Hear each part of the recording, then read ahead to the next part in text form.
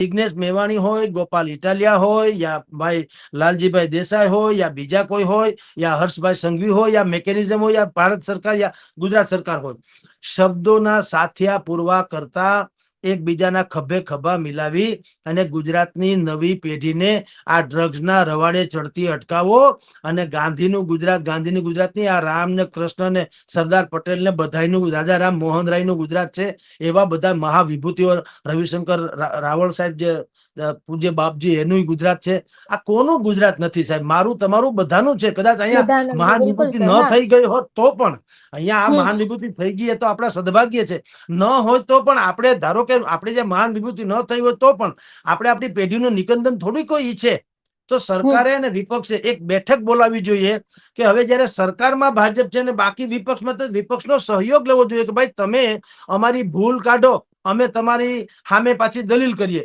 એમાં કાંઈ કોઈનું દળદળ ફીટે નહીં. એના કરતા હવે આપણે બધાય સરકારમાં છે, માની લો ભલે તમે વિપક્ષમાં છો, પણ તમને અમારી ખામી જ્યાં દેખાય એ અમને કહેજો એટલે સુધારી લઈએ, એમ કહું છું.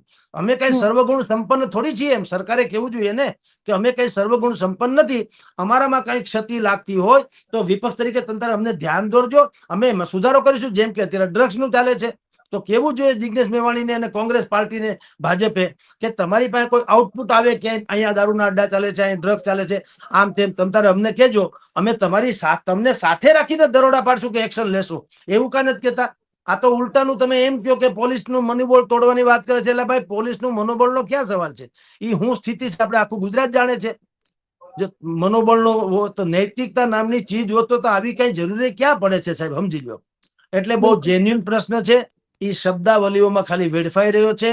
સરકાર જો અને વિપક્ષો સાથે મળીને આનું કામ કરે તો જનતા પણ એને સહયોગ આપે અને આપણે બધા જ આ બધીમાંથી મુક્ત થઈએ. જી.